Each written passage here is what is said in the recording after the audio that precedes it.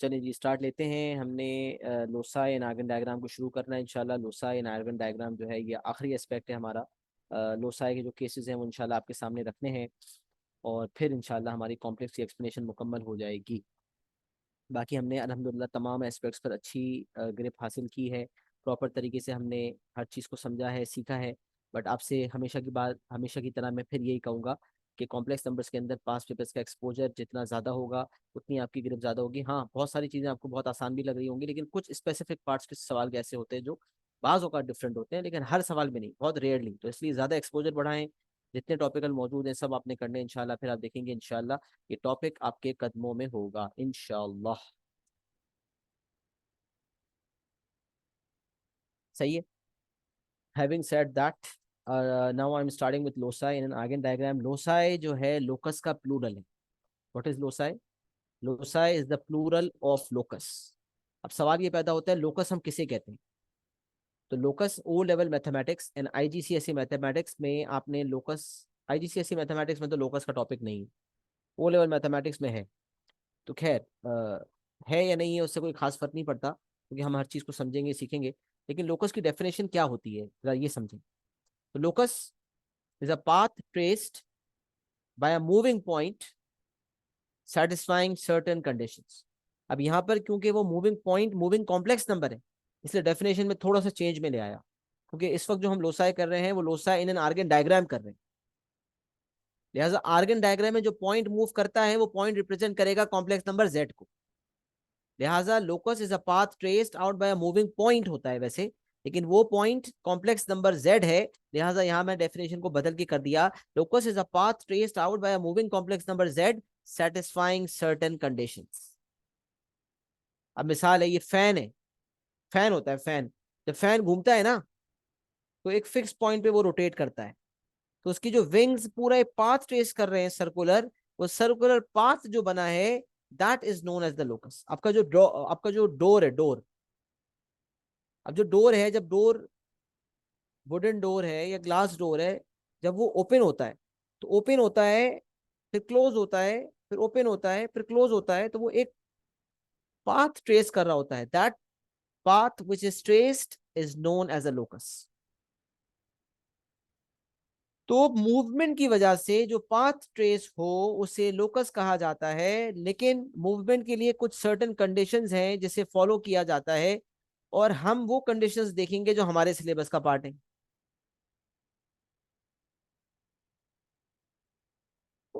और what is loci? Loci is the plural of locus. अच्छा, locus के loci के मुख्तलिफ केसेस आपके सामने आएंगे। 5 केसेस आपको मैं बताऊंगा, बट जो मेन मेजर केसेस है वो 3 केसेस हैं। चौथा पांचवा तो बिल्कुल सिंपल से केसेस हैं। तो मैं आपके सामने वन बाय वन सारे केसेस रखूंगा और बहुत सारी बारीकी से बातें डिस्कस करूंगा। लोकस के अंदर इक्वेशंस भी शामिल हैं और इनइक्वालिटीज भी शामिल हैं, क्योंकि इनइक्वालिटीज ओ लेवल्स में भी आपने पढ़ी हैं, ओ लेवल्स वाले बच्चे भी पढ़ते हैं, आईजीसीएसई वाले बच्चे भी पढ़ते हैं। और इनइक्वालिटीज की सॉल्विंग तो आपने P1 में भी देखी है, लेकिन इनइक्वालिटीज की जो ग्राफिकल रिप्रेजेंटेशन है, जिसमें आपने जो है वो एक रीजन डिटरमिन करना होता था by drawing certain lines and find the region, determine the region which satisfies the inequalities। तो कुछ इनइक्वालिटीज होती थी और आपने एक रीजन डिटरमिन करना होता था। ये काम आपने ओ लेवल वालों ने भी किया है और आईजीसीएसई वालों ने भी किया है। बट क्योंकि टाइम हो गया है, बट उसमें कोई मुश्किल नहीं है, बहुत लॉजिकल चीज है, तो वो भी इंशाल्लाह हम डिस्कस करते हैं। तो loci in an Argand diagram में we are going to cover simple equations and inequalities, and that will be involving complex numbers. Locus is a path traced out by a moving complex number z satisfying certain given conditions। तो अब ये समझ लें कि अब तक जो complex number z जो एक फिक्स्ड कॉम्प्लेक्स नंबर था, भाई z कोई एक कॉम्प्लेक्स नंबर होता था, 1+2 आयोटा, 3+4 आयोटा, उसको मैं नाम देता z का। अभी ये समझ लें कि अब जब लोकस की बात आएगी, लोसाई की बात आएगी, singular locus, plural loci, locus या लोसाई की बात आएगी, तो z का मतलब होगा मूविंग कॉम्प्लेक्स नंबर z। अच्छा, वो सवाल में मेंशन करता है कॉम्प्लेक्स नंबर्स जेड। जब कॉम्प्लेक्स नंबर्स जेड का मतलब है कि जेड एक कॉम्प्लेक्स नंबर नहीं है, जेड एक से ज्यादा कॉम्प्लेक्स नंबर्स है। जब वो कॉम्प्लेक्स नंबर्स का तस्करा कर रहा होगा तो हम समझ जाएंगे कि लोकस की बात हो रही। और सवाल पढ़ के हमें पता चल जाता है कि यहाँ लोकस का काम है, उसमें कोई टेंशन नहीं है कि हमें पता कैसे चलेगा। वो सवाल खुद चीख चीख कर बताएगा कि मैं लोकस का सवाल हूँ, उसकी कोई टेंशन नहीं। तो लोकस कि जब केसेस आएंगे तो जब जेड की बात आएगी तो वो कॉम्प्लेक्स नंबर्स जेड का जिक्र करेगा। कुछ सवाल ऐसे हैं जिसमें कॉम्प्लेक्स नंबर्स डब्ल्यू का भी जिक्र है, तो फिर उस केस में डब्ल्यू मूविंग कॉम्प्लेक्स नंबर होगा। कुछ सवाल ऐसे हैं जिसमें जेड भी मूविंग कॉम्प्लेक्स नंबर है, जेड भी मूविंग कॉम्प्लेक्स नंबर है, जेड भी और डब्ल्यू भी। और फिर कुछ कुछ केसेस बनते हैं, कुछ सवाल बनते हैं, तो कॉम्प्लेक्स नंबर्स की बात हो जाएगी, प्लूरल की हम समझ जाएंगे लोकस की बात होगी। अब सवाल मैंने कहा ना, चीख चीख कर खुद बताएगा मैं लोकस का सवाल हूं। अच्छा, अब तो हम समझ गए कि जेड अब मूविंग कॉम्प्लेक्स नंबर है, लोसा है, लोकस का प्लूरल है। केस नंबर 1 पे आते हैं। पहले हम बात करते हैं इक्वेशन की। केस नंबर 1 क्या है? Modulus of Z minus A is equal to K. अब जरा सुनिएगा, कॉन्सेप्ट बड़ा इंपॉर्टेंट है। कॉन्सेप्ट बड़ा इंपॉर्टेंट है, जो मैं कॉन्सेप्ट समझाने जा रहा हूँ ना, वो कॉन्सेप्ट बहुत ज्यादा इंपॉर्टेंट है, बहुत फोकस कीजिएगा। मॉडुलस का मतलब क्या होता है? मॉडुलस ऑफ जेड जब हमने पढ़ा था, तो हमने मॉडुलस ऑफ जेड का क्या मतलब पढ़ा था, मैं आपको बताता हूँ। मॉडुलस ऑफ जेड का हमने मतलब पढ़ा था distance of complex number, distance of complex number Z from origin. Modulus of Z का मतलब पढ़ा था हमने distance of complex number Z from origin.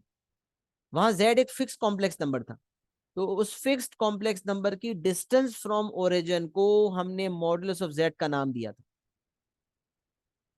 अब मॉडुलस है जेड माइनस ए का, तो याद रखें जहां जेड आएगा वहां मतलब होगा मूविंग कॉम्प्लेक्स नंबर, मतलब एक से ज्यादा कॉम्प्लेक्स नंबर्स। कॉम्प्लेक्स नंबर नहीं, नंबर्स प्लूरल हो जाएगा। तो Z is a moving complex number and A is a fix complex number. अब सोचे, फिक्स कॉम्प्लेक्स नंबर और मूविंग कॉम्प्लेक्स नंबर के दरमियान माइनस की साइन है, और माइनस यूज होता है डिफरेंस के लिए। किस लिए यूज होता है? डिफरेंस के लिए।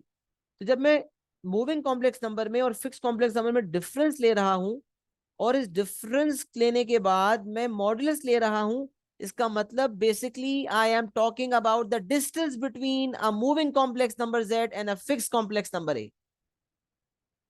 Z and a fixed complex number, z moving complex number. Minus means difference, and modulus of difference between z and a means distance between z and a.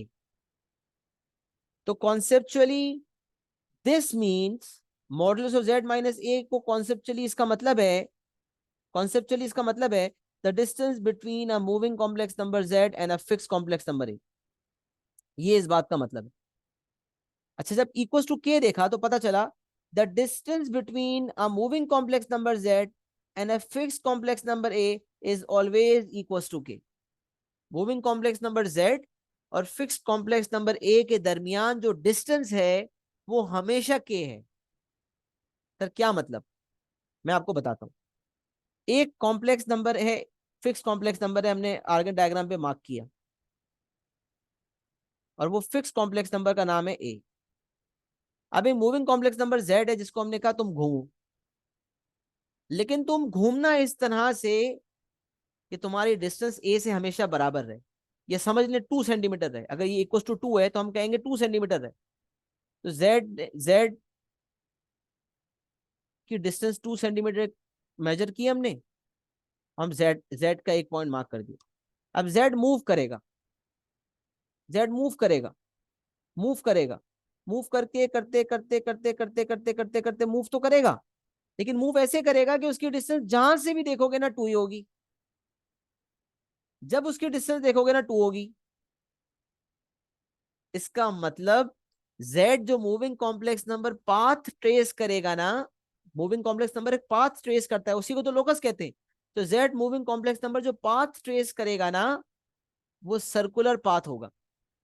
वरना ऐसे कैसे हो सकता है कि z a अपनी जगह मौजूद रहे और z मूव करे और इनके दरमियान डिस्टेंस हमेशा सेम रहे? ये सिर्फ तब मुमकिन है जब z a के इर्द गिर्द सर्कुलर पाथ ट्रेस करे, सर्कुलर मोशन हो जेड का, तो ही ऐसा हो सकता है कि जेड और ए के दरमियान डिस्टेंस हमेशा सेम रहे। तो यही बात यहाँ लिखी हुई है कि the locus of this equation is a circle with centre at A. अब आपने देखा था कि फिक्स कॉम्प्लेक्स नंबर मार्क करने के बाद जो z का पूरा पाथ बना था उसमें a fix complex number was the centre of the circle and radius वही था जितनी डिस्टेंस हमने कहा था कि z और a के दरमियान होनी चाहिए। तो रेडियस इज k। तो a कॉम्प्लेक्स नंबर है। a what is a? a is a fix complex number. The fix complex number a is the centre of the circle and what is k? The distance between the moving complex number and fix complex number. k क्या है? z और a के दरमियान distance है और जो circle बनेगा उसका रेडियस है। तो z और a के दरमियान z, a is a fixed complex number, z is a moving complex number. Moving complex number is moving in such a way that the distance between moving complex number and fixed complex number is always equal to k. So this a will be the center of the circle and this k will be the radius of the circle. यही बात है. The locus of this equation is a circle with center at a और a is also a fixed complex number. a कोई सिर्फ normal point नहीं, एक complex number है. Is a circle with centre at a and radius equals to k. इस equation का जो locus होगा वो एक सर्कल होगा जिसका सेंटर होगा ए और रेडियस होगा के. और z माइनस ए के मॉडुलस का कॉन्सेप्चुअली जो मतलब है, बल्कि इस पूरे का जो कॉन्सेप्चुअली मतलब है वो ये है कि the distance between a moving complex number z and a fix complex number a is always equal to k. तभी इसकी वजह से सर्कुलर पाथ बना. उस सर्कुलर पाथ का जो सेंटर ऑफ द सर्कल बना वो complex fix complex number a बना, द सेंटर.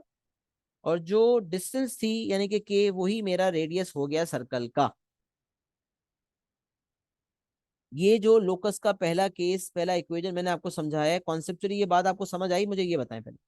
नोट उसको छोड़ें, आप ये देखें और डायग्रामेटिकली देख लें. ए सेंटर ऑफ द सर्कल है, के रेडियस है, और ये जो पूरा लोकस आपको नजर आ रहा है, पूरा सर्कल, ये पूरा जेड. मतलब ये पॉइंट भी जेड है, ये पॉइंट भी जेड है, ये पॉइंट भी जेड है. जितने पॉइंट इस सर्कुलर बाउंड्री पे लाई कर रहे हैं ना, ये तमाम सर्कुलर बाउंड्री के पॉइंट्स जो हैं ये कॉम्प्लेक्स नंबर जेड को डिनोट कर रहे हैं. इसलिए ये these are the complex numbers z, not complex number, complex numbers with an s. With s, जो एस लगेगा तो कॉम्प्लेक्स नंबर्स हो जाएगा. तो ये मूविंग कॉम्प्लेक्स नंबर जेड है जो एक पाथ ट्रेस कर रहा है. मुझे बताएं लोकस का जो पहला केस है, क्या ये हमें समझ आ रहा है?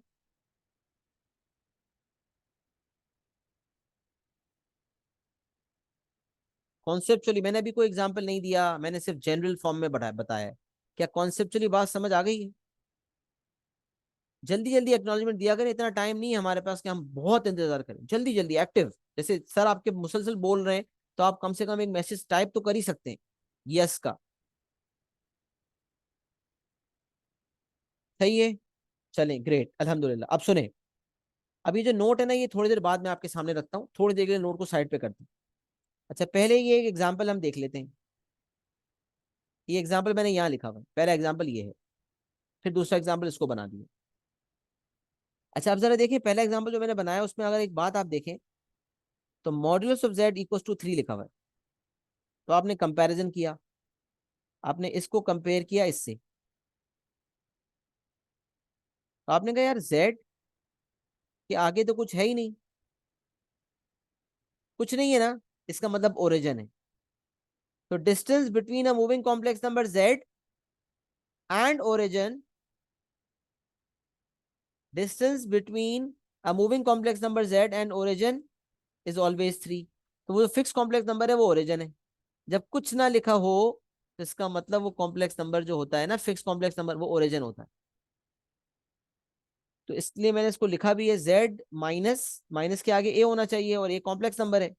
तो complex number will be 0 + 0 iota. तो इसका अगर मैं लोकस डिफाइन करूं तो locus will be a circle with center at the origin and radius equals to 3. This is what is written. Circle with center at 0, 0, the origin, and radius is equals to 3.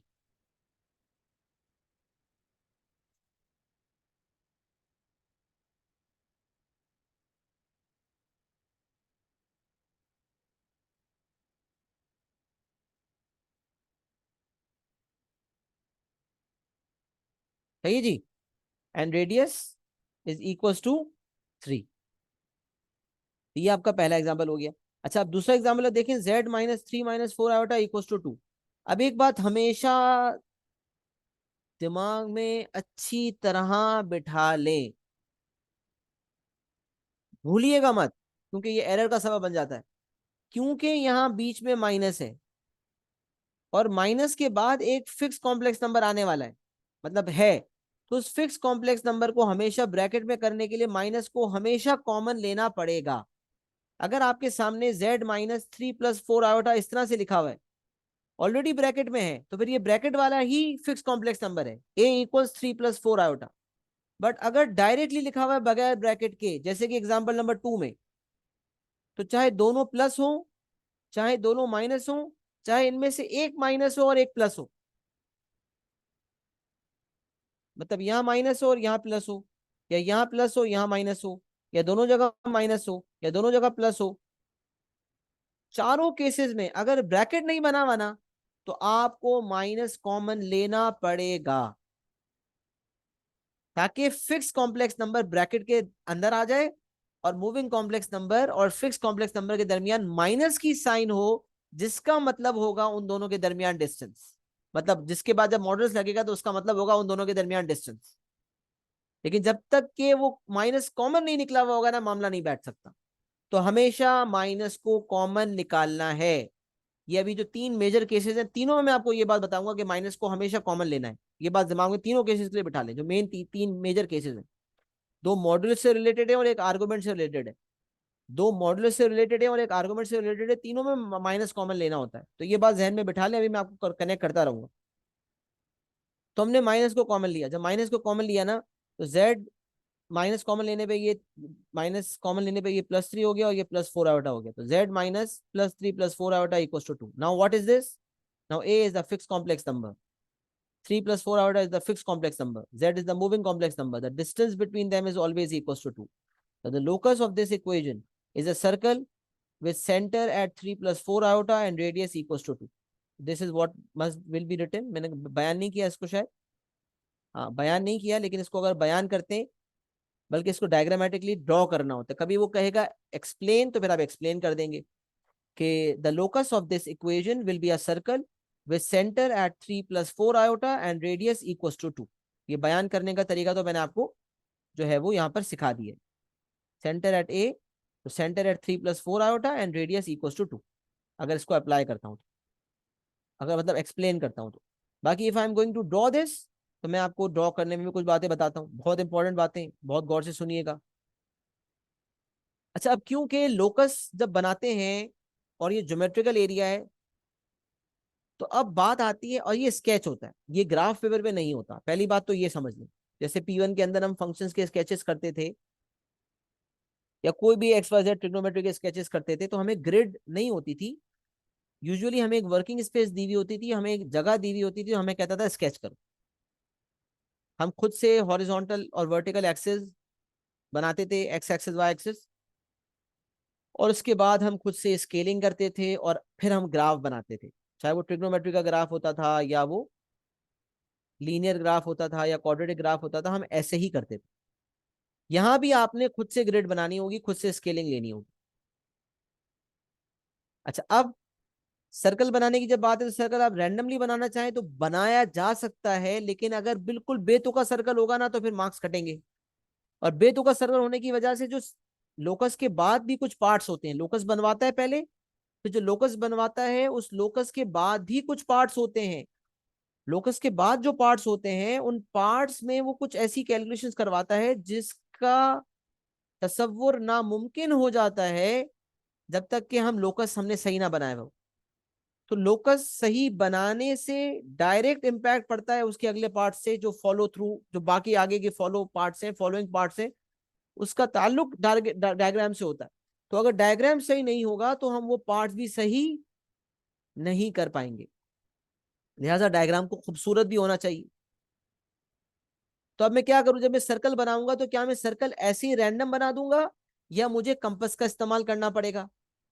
तो अगर तो आपकी diagram बनाने की आदत बहुत जबरदस्त है, एक आर्टिस्ट हैं आप, और आप अच्छा सर्कल बना सकते हैं, और अच्छा, कुछ सर्कल बनाते वक्त भी कुछ बातें बहुत ज्यादा मद्देनजर रखनी पड़ती हैं कि आपको ये पता हो कि आपका सर्कल क्या खाली क्वाड्रेंट 1 में है, या सिर्फ क्वाड्रेंट 2 में है, या सिर्फ क्वाड्रेंट 3 में है, या सिर्फ क्वाड्रेंट 4 में है, या सर्कल ऐसा है कि क्वाड्रेंट 1 और 2 में आ रहा है, या सर्कल ऐसा है कि क्वाड्रेंट 1 2 3 4 चारों में कवर कर रहा है। तो ये मल्टीपल केसेस हो सकते हैं। कोई 2 क्वाड्रेंट में सर्कल बन सकता है, कोई 3 में बन सकता है, चारों में बन सकता है। मतलब तीनों में तो नहीं बन सकता, ये 2 में बनेगा, या ये 2 में बनेगा, या ये 2 में बनेगा, या चारों में बनेगा। तो किस क्वाड्रेंट में सर्कल बनेगा, ये हमें देखकर पता चलेगी। सही है, ये बात हमें देखकर पता चलेगी कि किस तरह का सर्कल है, मतलब किस तरह का हमारा जो केस है उसके मुताबिक ये चीज डिसाइड होगी। सही है। एक मिनट दे मुझे। जी, सॉरी फॉर द डिस्ट्रक्शन, वो डिस्ट्रक्शन एक आ गई थी भारत। अब सुने, तो मैं आप एक फोकस से एक बात बता रहा था कि जो है, हाँ मैं कुछ कह रहा था और फिर मेरी बात गलत हो गई थी क्योंकि डोर पे कोई आ गया था, तो मैंने लॉक करवा दिया डोर, अब मसला हल हो गया इंशाल्लाह। तो मैं आपसे कह रहा था कि लोकस का जो केस है, वो ये जो पहला वाला केस है, इसके अंदर सर्कल बनता है। तो सर्कल बनाने के लिए एक तो ये भी देखना पड़ेगा कि रेडियस के मुताबिक आपका सर्कल कौन से क्वाड्रेंट्स में होगा, क्योंकि अगर वो सही क्वाड्रेंट्स में नहीं होगा ना, तो फिर जो फॉलोइंग पार्ट्स होंगे उसमें आप गड़बड़ कर जाएंगे, फिर आपके मार्क्स आपको नहीं मिल पाएंगे उनके। तो सही क्वाड्रेंट्स का आइडेंटिफाई करना जरूरी, सर्कल का सही बनना जरूरी। सर्कल का सही बनाने के लिए आप कंपास का इस्तेमाल करेंगे। अब मैं आपको नसीहत करता हूँ, वो सुने, उससे फायदा होगा। वो फर्ज नहीं है, लेकिन उससे बेहतरीन स्केच बनेगा और उससे कुछ ऐसी चीजें मीट हो जाएंगी जो आपको शायद पिक ना हो और जिसके मार्किंग स्कीम में मार्क्स हो, और आपको वो तब पिक होंगी जब आप एग्जैक्ट डायग्राम बनाएंगे। उसकी एक मिसाल मैं आपको नोट फॉर्म में जो ऊपर लिखा हुआ था वो आपको बताऊंगा अभी। तो पहले तो ये समझ लें कि आपको क्या करना है। आपको ये करना है कि आपने जब ये स्केलिंग करनी है ना, तो आपने रूलर का इस्तेमाल करना है। जब उन्हें स्केल सेट करना है ना, तो स्केल सेट करने के लिए अगर आप लेट सपोज मिसाल है आप ये लेते हैं, 1 centimetre equals to 1 unit on both axis, real axis पर भी और इमेजिनरी एक्सिस पर भी। तो आप पता क्या करेंगे, जब आपका रूलर होता है ना, आप वो रूलर लेंगे और जब आप ये एक्सिस ड्रॉ करेंगे, तो इस रूलर के मुताबिक जहाँ 1 बना हुआ होगा ना, वहाँ 1 सेंटीमीटर के बाद 1 मार्क करेंगे, 2 सेंटीमीटर 2 मार्क करेंगे। इसी तरह यहाँ भी, यहाँ इसके रूलर वर्टिकली रखेंगे, 1 सेंटीमीटर 1 मार्क करेंगे, दूसरे सेंटीमीटर 2 मार्क करेंगे। इसका मतलब ये एक्चुअली 1 सेंटीमीटर का आप मार्क करेंगे। तो 1 2 3 4 5 6 7 8, 1 2 3 4 दोनों एक्सिस पर आप एक यूनिट लेने के लिए 1 सेंटीमीटर लेंगे, एंड सेम स्केल लेंगे दोनों एक्सिस पर, तभी तो सर्कल सही बनेगा, वरना कैसे बनेगा। तो कोई भी आर्गन डायग्राम का आप केस कर रहे हैं, एक नसीहत ये है कि आपने ग्रिड बनानी है, और ग्रिड बनाने के बाद आपने हर एक यूनिट को 1 सेंटीमीटर के बाद मार्क करना है, हॉरिजॉन्टल एक्सिस पर भी और वर्टिकल एक्सिस पर। फिर आपने कंपस, अच्छा, प्रोट्रैक्टर जिसे डी कहते हैं, वो भी होना चाहिए, कंपस भी होना चाहिए, शार्पन पेंसिल भी होनी चाहिए, रूलर भी होना चाहिए। बस sharpen pencil, ruler, compass and protractor, ये आपके पास चारों चीजें होंगी इंशाल्लाह, तो आपका काम हो जाएगा। इससे आपका खूबसूरत स्केच बनेगा, और जो फॉलोइंग पार्ट्स होंगे उसमें भी कोई मसला नहीं आएगा। एक ही जो सवाल होता है पूरे पेपर के अंदर लोकस का डायग्राम का, तो कम से कम एक सवाल जो बना रहे हैं, वो तो एक सवाल जो कर रहे हैं डायग्राम वाला बनाने वाला, वो तो सही से कर लें, बाकी तो कहीं हमें स्केचिंग नजर नहीं आती। न्यूमेरिकल सोल्यूशन ऑफ इक्वेशंस के अंदर 2 नंबर की स्केचिंग आती है बस, उसके अलावा तो हमें कहीं कोई स्केच वगैरह नजर नहीं आता, सब सॉल्विंग वाला पार्ट है। तो इसीलिए यहाँ पर जो है, सही से स्केच करने के लिए 3 4 नंबर की रिक्वायरमेंट होगी। इसको मीट करने के लिए आप बेशक इसको एंड में करें, सारे सवाल पहले कर लें, लेकिन जब लोकस का सवाल आएगा तो उसको एंड में कर लें, लेकिन खूबसूरती से बनाए उसको। ऐसा हो जाएगा भाई टाइम ही ना हो और आप एंड में ये सवाल कर रहे हो, और फिर आपको जल्दी जल्दी करना हो तो अलग बात है, वरना अगर आपके पास टाइम है तो आपने सुकून से करना है, तभी क्वालिटी अचीव होगी, तभी फुल मार्क्स भी अचीव होंगे, और आपको फॉलोइंग पार्ट्स करने में भी आसानी होगी। तो मेरी नसीहत ये है कि आप बिल्कुल 1 सेंटीमीटर एक यूनिट को देखने के लिए 1 सेंटीमीटर का रूलर से 1 सेंटीमीटर पे 1 यूनिट मार्क करें दोनों एक्सिस पर। अच्छा, फिर आपने कंपास खोला, मिसाल है 2 सेंटीमीटर का सर्कल बनाना है ना यहाँ पर, तो कंपास को आपने रूलर रूलर के थ्रू आपने कंपास को 2 सेंटीमीटर खोल लिया। सही है, ये काम जो है, ये एक्टिविटी लोकस जो ओ लेवल्स में बच्चों ने किया है उसमें भी ये एक्टिविटी की जाती है।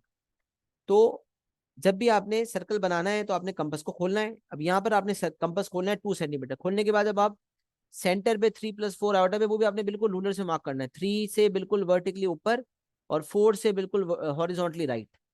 3 पॉइंट से ऊपर और 4 से राइट पर ये पॉइंट मार्क हो जाएगा। इस पॉइंट को मार्क करने के बाद मैं आपको ये बात बता दूं कि अगर आप सर्कल बनाएंगे ना, तो अगर सर्कल आप, क्योंकि आपने सारे स्टेप्स को फॉलो किया है, 1 यूनिट 1 सेंटीमीटर पे 1 यूनिट मार्क किया है, 3,4 पे आपने सेंटर लिया। अब आप जब कंपास से सर्कल बनाएंगे 2 सेंटीमीटर लेकर मेजर करके, तो आपका सर्कल कहाँ कहाँ से गुजरेगा, ये बात आप बनाने के बाद भी देख सकते हैं। और बनाने से पहले अगर कोई कंपास के बगैर मिसालें कर रहा है तो उसका कैसे पता चलेगा कौन से कोऑर्डिनेट में वो है? रेडियस के थ्रू पता चलेगा। पता है कैसे? मैं बताता हूँ। 3+4 आयोटा पे आप खड़े थे 3,4 पे, आपका रेडियस कितना है 2। तो 2 अप, 2 डाउन, 2 राइट, 2 लेफ्ट, ये चेक कर लें आप। 2 up, 2 down, 2 right and 2 left. इससे आपको पता चल जाएगा कि आपका सर्कल कौन से क्वाड्रेंट्स में होगा। अगर आप 2 अप करते हैं, रेडियस की वजह से 2 अप करते हैं, तो 3+4 आयोटा बन जाएगा 3+6 आयोटा। तो एक ये पॉइंट मार्क कर ले, मैंने पहले पॉइंट्स मार्क कर लिए कि 3,4 3,6 तक चला जाएगा, मतलब सर्कल की जो बाउंड्री होगी 3,6 पे होगी।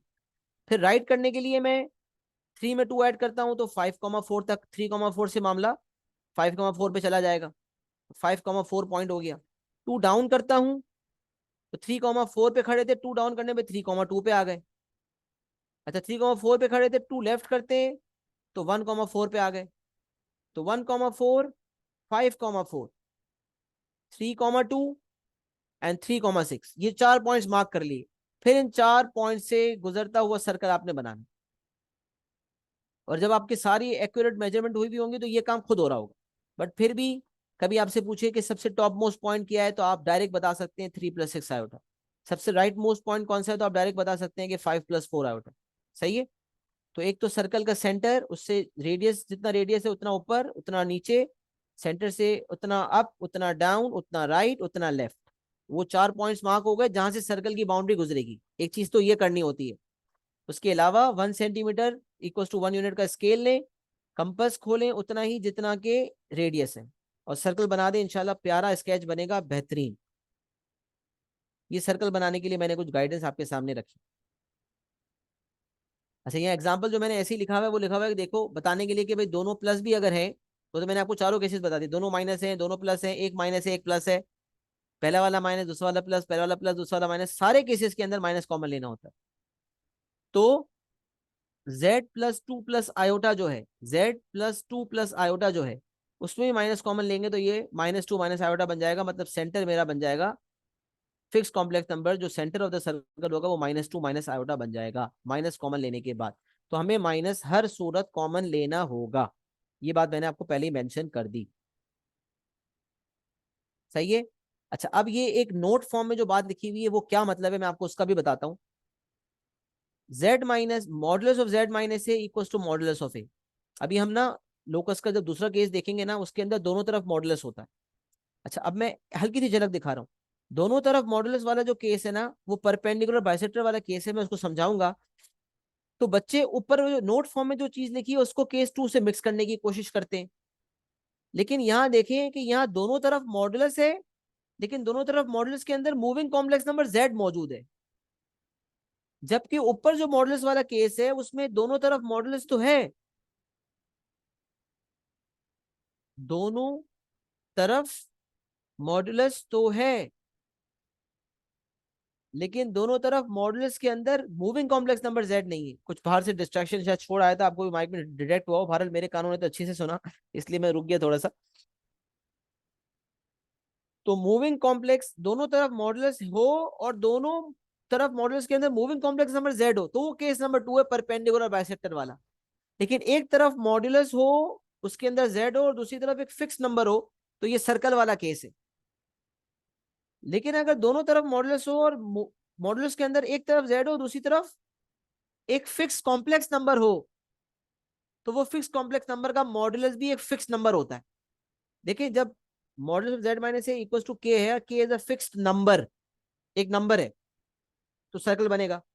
लेकिन जब मॉडुलस ऑफ ए है, दूसरी तरफ मॉडुलस ऑफ ए है और एक फिक्स कॉम्प्लेक्स नंबर है, तो फिक्स कॉम्प्लेक्स नंबर का मॉडुलस भी तो फिक्स नंबर होता है। मुझे कोई कहे 1 + 2 आवर्टा का मॉडुलस बताओ, तो मैं कहूंगा √1² + 2², √5, है ना। कोई मुझे कहे मॉडुलस ऑफ 3 + 4 आवर्टा बताओ, मैं कहूंगा कोई मसला ही नहीं है, √3² + 4², इट्स 5। Very simple. तो फिक्स कॉम्प्लेक्स नंबर का मॉडुलस एक फिक्स नंबर होता है, फॉर्मूला के मुताबिक √(x² + y²। तो अगर दोनों तरफ मॉडुलस है, लेकिन दोनों तरफ मॉडुलस के अंदर मूविंग कॉम्प्लेक्स नंबर नहीं है, यानी कि z नहीं है इस केस में, तो फिर ये केस 2 नहीं है, ये केस 1 ही है। तो अब पता चला कि अगर दूसरी तरफ मॉडुलस है लेकिन उसके अंदर फिक्स कॉम्प्लेक्स नंबर मौजूद है, तो उसका फिक्स कॉम्प्लेक्स नंबर का मॉडुलस निकाल लेंगे और वो एक नंबर बन जाएगा और वो कन्वर्ट हो जाएगा इसमें। तो फिर ये केस 1 बन जाएगा और सर्कल बनेगा। अच्छा, अब सवाल जो मैं बता नोट फॉर्म में बात बताना चाह रहा हूँ वो भी सुन लें। एक तो ये केस 1 है, केस 2 नहीं है, ये बता दिया कि कंफ्यूजन ना हो, क्योंकि मैं इसी तरह याद करवाता हूँ। एक तरफ मॉडुलस वाला केस सर्कल, दो तरफ मॉडुलस वाला केस परपेंडिकुलर बाइसेक्टर, आर्गुमेंट वाला केस हाफ लाइन। अभी उसमें आई नहीं है, मैं आऊंगा उस पर इंशाल्लाह। और फोर्थ और फिफ्थ तो खाली रियल और इमेजिनरी नंबर के लिए हॉरिजॉन्टल वर्टिकल लाइन वाले केस है, वो तो कुछ है ही नहीं। मेन मैंने कहा ना 3 केसेस है। अच्छा, अब दोनों तरफ मॉडुलस वाला केस नहीं है, ये एक तरफ मॉडुलस वाला केस है, दूसरी तरफ मॉडुलस है लेकिन फिक्स कॉम्प्लेक्स नंबर पर है, लिहाजा वो एक नंबर में कन्वर्ट हो जाएगा, तो एक केस 1 बन जाएगा। अब सवाल ये पैदा होता है कि अगर दोनों तरफ ए है, मतलब फिक्स कॉम्प्लेक्स नंबर का मॉडुलस लेने पर जो नंबर आएगा वो क्या होगा? What will that be? That will be a number, that will be the radius of the circle. But वो रेडियस ऑफ द सर्कल किसके बराबर है? मॉडुलस ऑफ ए के बराबर है, मतलब डिस्टेंस ऑफ, जितनी ए की डिस्टेंस फ्रॉम ओरिजिन है ना, उतना मेरा रेडियस है।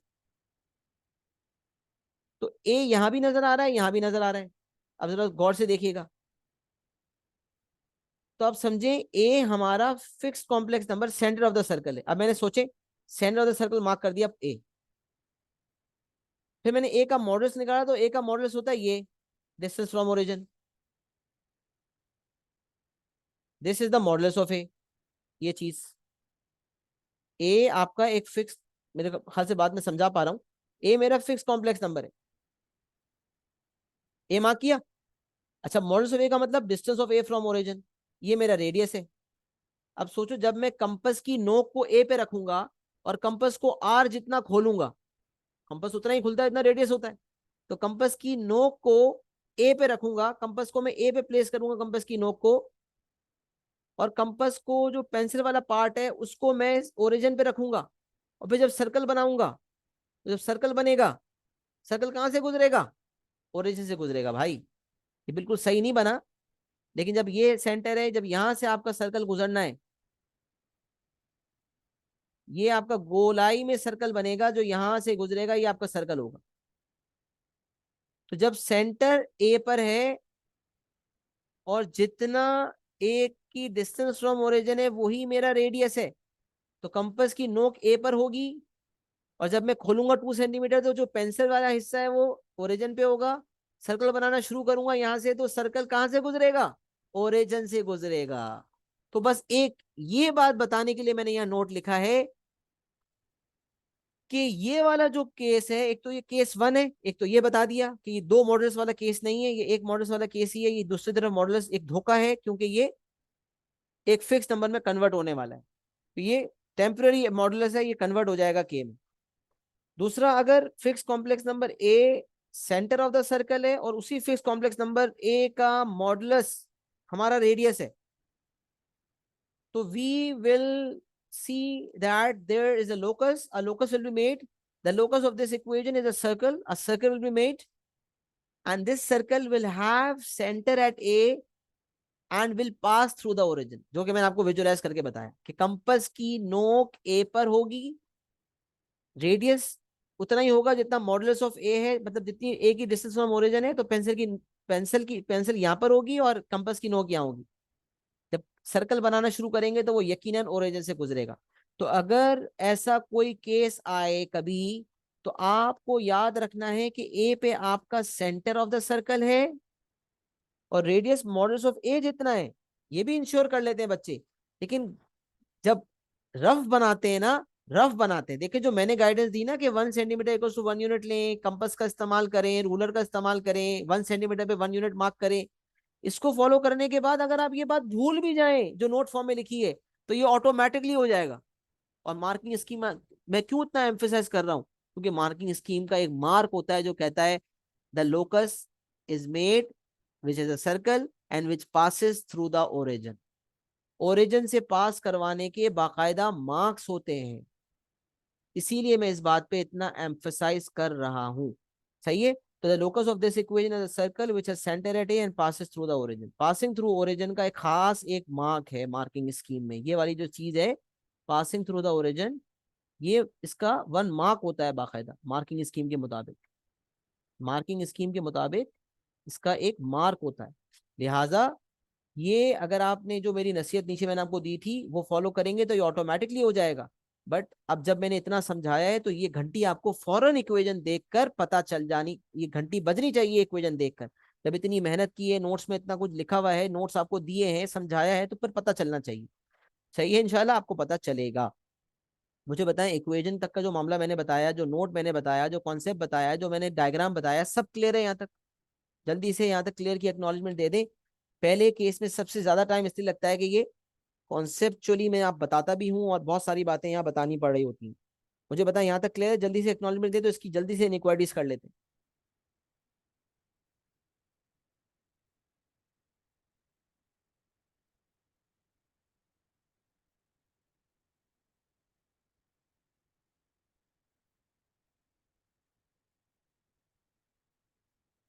चलें अल्हम्दुलिल्लाह, यहाँ तक बात बिल्कुल क्लियर हो गई, कोई मसला नहीं, कोई डाउट नहीं। इनक्वायरीज देख लेते हैं। z minus A is greater than या ग्रेटर देन इक्वल टू, पहले ये समझ लें कि जब ग्रेटर देन इक्वल टू या लेस देन इक्वल टू होगा तो सर्कल की बाउंड्री, बल्कि कोई भी लोकस किसी भी केस में अगर ग्रेटर देन इक्वल टू या लेस देन इक्वल टू है, इक्वल टू का साइन है, तो points on the boundary are included, उसके लिए हम सॉलिड बनाते हैं उस लोकस को। याद रखें, ग्रेटर देन इक्वल टू या लेस देन इक्वल टू होगा सॉलिड लोकस बनेगा, ग्रेटर देन या लेस देन होगा तो डॉटेड लोकस बनेगा। इन दोनों में सॉलिड बनेगा और इन दोनों में डॉटेड बनेगा, लिखा हुआ भी है, लेकिन जब इक्वल टू का साइन ना हो तो डॉटेड बनता है। मतलब सर्कल बनाएंगे, अगर सॉलिड बना देते तो इरेजर से मिटा देंगे, या फिर बनाएंगे ही डॉटेड। तो आसानी किसमें, कि पहले आप कंपास से बना लें, या कंपास कंपास को जब चलाएंगे तो इस तरह चलाएंगे, रोक रोक के चलाएंगे, थोड़ा चलाएंगे, थोड़ा गैप देंगे, फिर चलाएंगे, फिर तो इस तरह होगा, थोड़ा सा चला, फिर गैप आया, फिर चला, फिर चला, इस तरह से भी कर सकते हैं। लाइंस बना बना के इस तरह कर करके एक पूरा सर्कल मुकम्मल कर लें। सही है। या फिर डॉट डॉट डॉट करके भी कर सकते हैं, या फिर पूरा सॉलिड बनाने के बाद इरेजर से थोड़ा थोड़ा हिस्सा मिटा भी सकते हैं। तो हर तरीके से डॉटेड बनाना होगा, लेकिन याद रखें। तो अगर, अच्छा आप सुने, z और a के दरमियान, मूविंग कॉम्प्लेक्स नंबर z और फिक्स कॉम्प्लेक्स नंबर a के दरमियान जो डिस्टेंस है वो ग्रेटर देन k है, और k जो है रेडियस है, तो रेडियस से ज्यादा डिस्टेंस है। इसका मतलब जो मूविंग कॉम्प्लेक्स नंबर z है वो कहाँ लाई करेगा, अगर यहाँ कॉम्प्लेक्स नंबर a है, मूविंग कॉम्प्लेक्स नंबर z अगर यहाँ होगा तो डिस्टेंस जो है इनके दरमियान k होगी।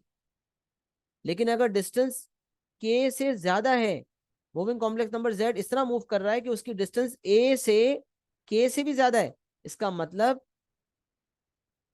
मतलब, z जो है वो बाहर यहाँ कहीं होगा, तभी तो उसकी डिस्टेंस k से ज्यादा होगी। तो इसका, अच्छा, greater than equal, greater than का मतलब होगा डॉटेड सर्कल बनेगा और रीजन आउटसाइड द सर्कल भी शेडेड, क्योंकि डिस्टेंस जो है वो ग्रेटर देन के है, रेडियस से ज्यादा है, इसका मतलब सर्कल के बाहर शेडिंग होगी। और क्योंकि इक्वल टू नहीं है तो डॉटेड बनेगा। A dotted circle will be made and the region outside the circle will be shaded.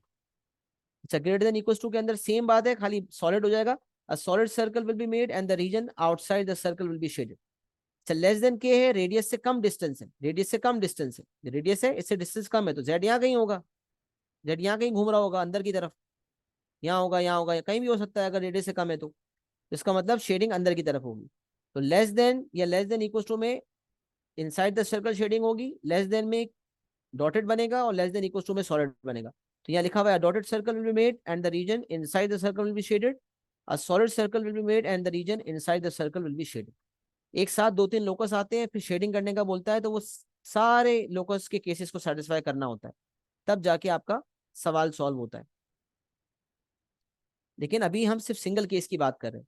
तो ग्रेटर देन इक्वल टू में outside the circle will be shaded, less than equal to में inside will be shaded, और greater than और less than में dotted बनेगा, greater than equal to less than equal to में solid बनेगा। Inequalities वाली बात समझ आ गई है? जल्दी से एक्नॉलेजमेंट दे दें क्लियर की, शाबाश।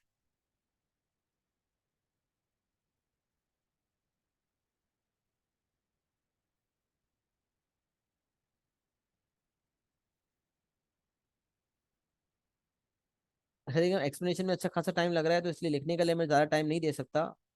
मैंने कुछ ज़्यादा लिखा तो नहीं है वैसे, लेकिन इतने समझाते वक्त भी अगर आपने बना लिया हो तो आप समझदार थे, लेकिन आपने नहीं लिखा तो प्लीज़ अब इसका स्क्रीनशॉट ले लें, क्योंकि अब मैं लिखने का टाइम दूंगा तो बहुत टाइम लग जाएगा। तो मैं अगले केस पे आता हूँ, क्योंकि फिर हमें इंशाल्लाह आधे पौने घंटे तक कोशिश करके इसको निपटाना है। तो अभी आगे बढ़ते हैं जल्दी से।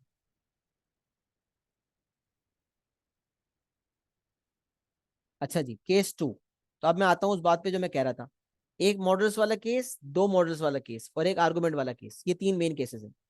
एक मॉडल्स वाला केस सर्कल, दो मॉडल्स वाला केस परपेंडिकुलर बाइसेक्टर। आइए बताता हूँ कैसे। z माइनस ए का मॉडल्स का मतलब हम जानते थे, distance between a moving complex number z and a fix complex number A. तो modulus of z minus B का मतलब क्या हो जाएगा? Distance between a moving complex number z and a fix complex number B. तो A भी fix complex number है, B भी फिक्स कॉम्प्लेक्स नंबर है, और जो z आपको नजर आ रहा है ये मूविंग कॉम्प्लेक्स नंबर है। तो moving complex number z is moving in such a way that its distance from two fixed complex numbers a and b is always same। या इसको तरीका होता है इक्विडिस्टेंट का वर्ड इस्तेमाल करते हैं। मैं मिसाल देता हूँ। एक कॉम्प्लेक्स नंबर मैंने ए मार्क किया, एक कॉम्प्लेक्स नंबर बी मार्क किया। अब मैं जेड को कह रहा हूँ मूव करो। ऐसे मूव करना है कि तुम्हारी डिस्टेंस ए से और बी से बराबर होनी चाहिए। सब जेड ने कहा सबसे पहले तो मैं बीच में आ जाता हूँ। जेड सबसे पहले बीच में आ गया। अब जेड बीच में आया तो यहाँ से डिस्टेंस अगर टू है तो यहाँ से भी डिस्टेंस टू है। अब जेड कह रहा है मैं मजीद क्या करूँ। अब उसको समझ में आ रहा है कि यार अगर मैं ऊपर जाऊंगा तो भी मेरी डिस्टेंस दोनों जगह से सेम है, मैं नीचे आऊंगा तो भी मेरी डिस्टेंस दोनों जगह से सेम है।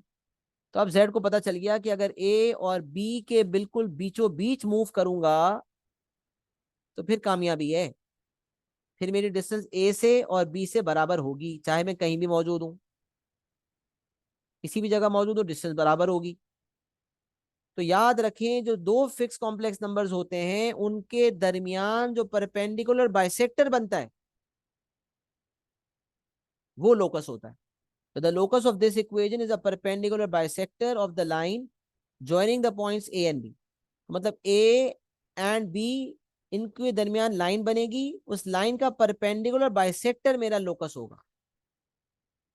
अब A अगर यहाँ है और B यहाँ पर है तो इनको ज्वाइन किया, और इनके दरमियान जो परपेंडिकुलर बाइसेक्टर बनेगा, परपेंडिकुलर बाइसेक्टर ऐसी लाइन होती है जो बाइसेक्ट भी करती है दो इक्वल पार्ट्स में और परपेंडिकुलर भी होती है। तो ये जो है ना, ये Z, ये लोकस है, ये जेड का लोकस होगा पूरा, परपेंडिकुलर बाइसेक्टर। तो ए और बी दो फिक्स कॉम्प्लेक्स नंबर जो होंगे उनको आप ज्वाइन करोगे, एक लाइन बनेगी, उस लाइन का परपेंडिकुलर बाइसेक्टर आपका लोकस होगा। अच्छा, वो लाइन अगर ए और बी के दरमियान वाली नहीं भी बनाते आप, अब डायरेक्टली परपेंडिकुलर बाइसेक्टर बनाते हो तो ये भी सही है, ताकि कंफ्यूजन ना हो। डायग्राम पे आप वो लाइन भी बना रहे हो, लोकस भी बना रहे हो, तो कंफ्यूजन हो सकती है कि भाई लोकस कौन सा है। तो कंफ्यूजन अगर हो उस केस में, आप दोनों लाइंस बनाना चाह रहे हो तो फिर वाजे करो कि ये लोकस है, उसमें लिखोगे ये लोकस है। लाइन पे परपेंडिकुलर बाइसेक्टर वाली जो लाइन होगी उस पर आप लिखोगे ये लोकस है।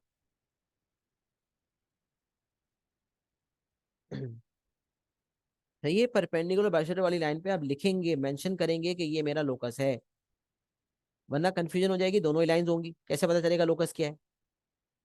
अच्छा, अब सवाल ये पैदा होता है कि परपेंडिकुलर बाइसेक्टर बनता कैसे। अब ओ लेवल्स के अंदर परपेंडिकुलर बाइसेक्टर बनाना सिखाया जाता है, आईजीसीएसई में क्योंकि लोकस के केसेस नहीं है तो शायद आपको मसला हो, लेकिन परपेंडिकुलर बाइसेक्टर बनाने आना चाहिए। परपेंडिकुलर बाइसेक्टर की इक्वेशन निकालना कोऑर्डिनेट ज्योमेट्री में हम सीखते हैं एएस मैथ्स P1 के अंदर।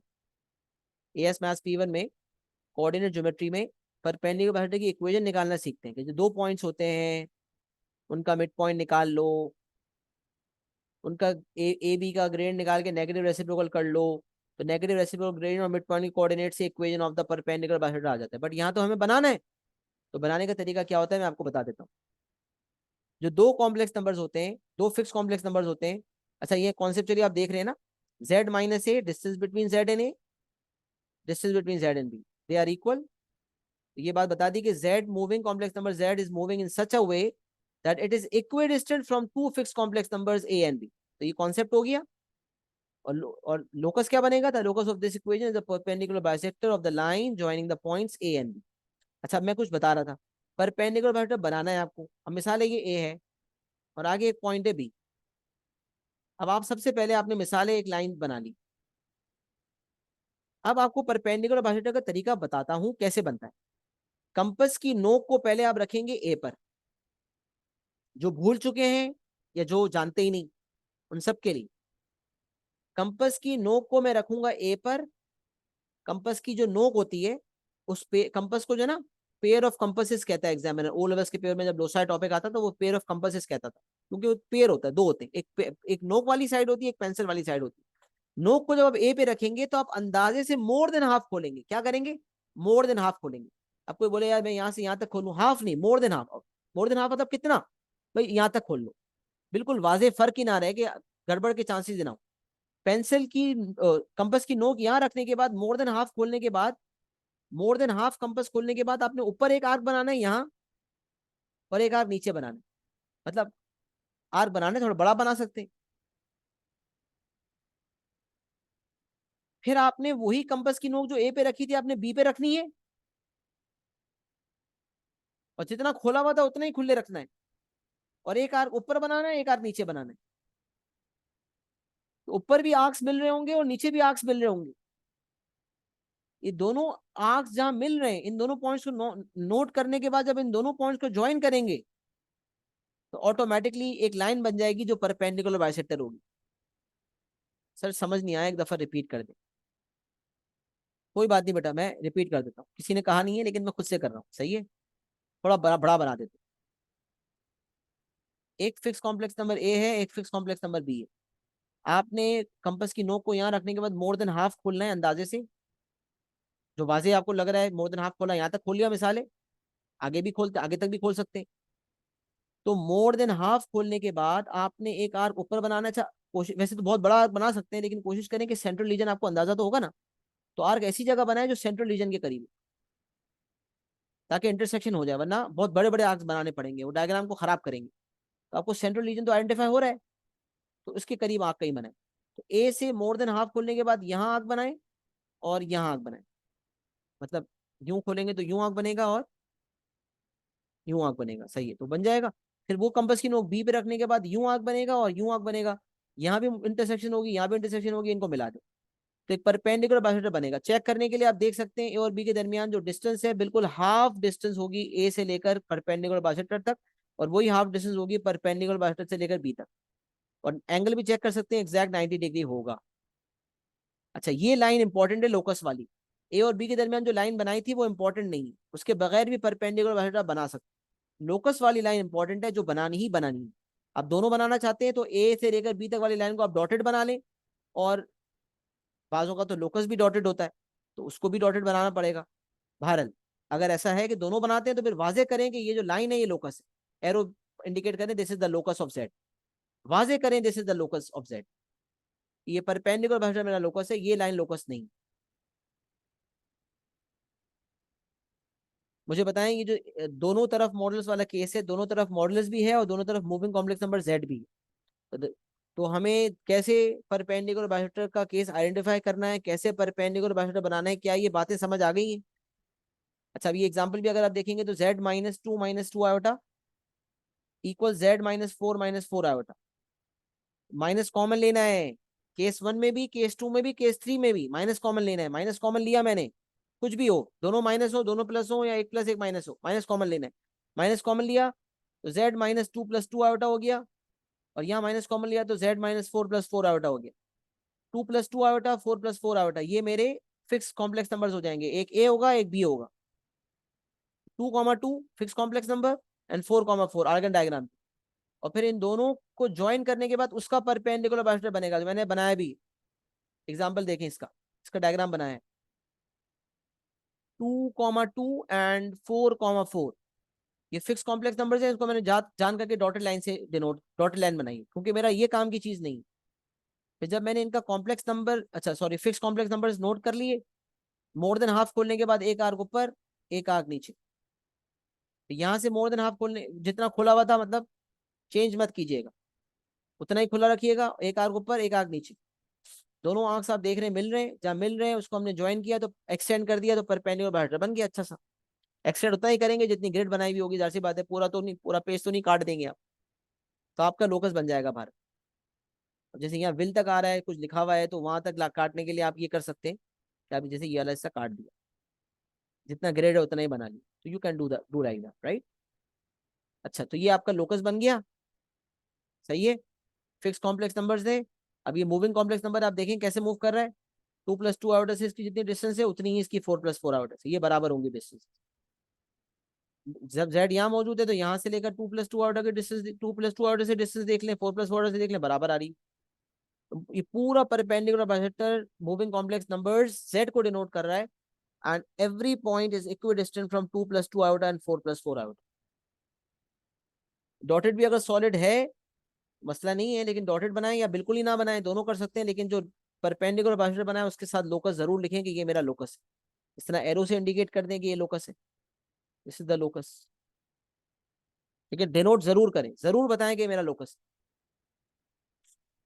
मुझे बताएं क्या इक्वेशन वाली बात समझ आ गई है? इनइक्वालिटीज मैंने डिस्कस नहीं की इसकी, लेकिन मुझे बताएं क्या परपेंडिकुलर बाइसेक्टर वाला केस 2 समझ आ गया है, और क्या हमें परपेंडिकुलर बाइसेक्टर बनाने भी आ गया है? जितनी बातें मैंने बताई हैं वो सबको समझ आ गई हैं? यहाँ तक एक्नॉलेजमेंट दे दें जल्दी से, शाबाश। Is it clear to everyone?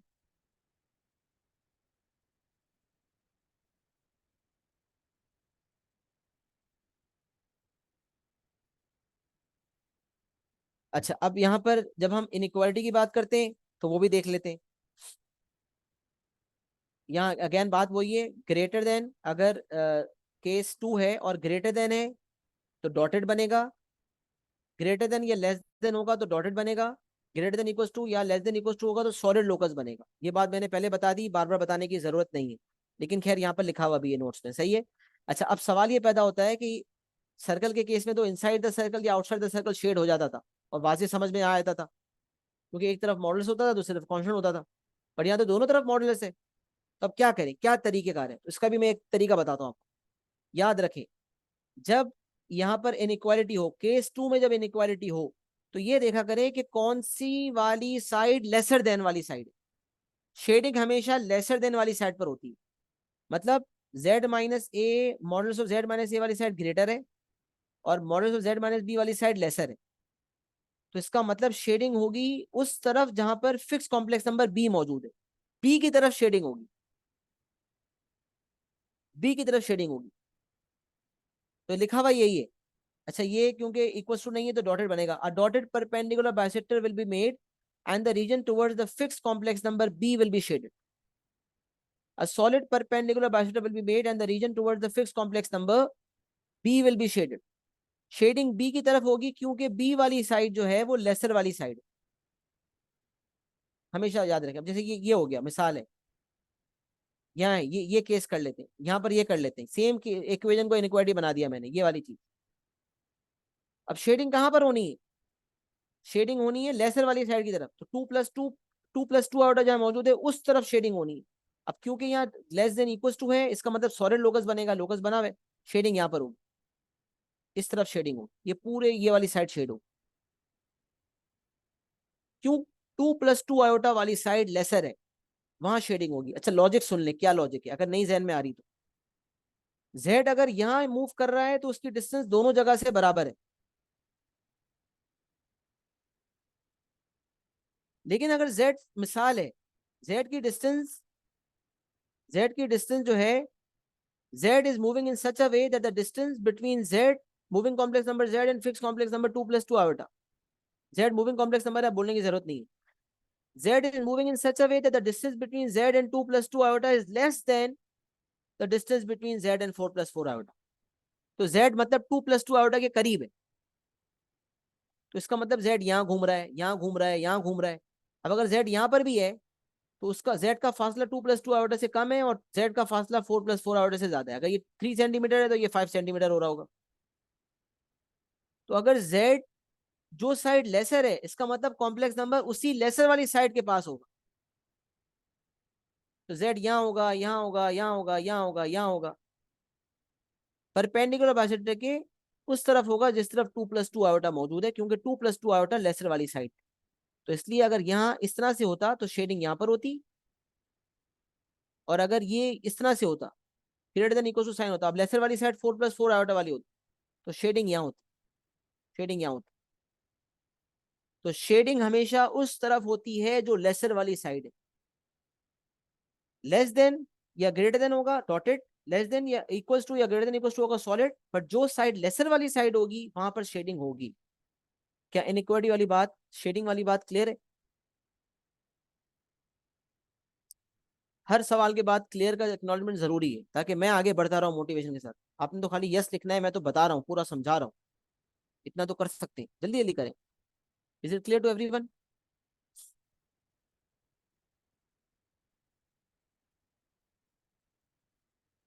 अच्छा जी, केस नंबर 2 मुकम्मल हो गया, केस नंबर 3 की तरफ आ जाते हैं।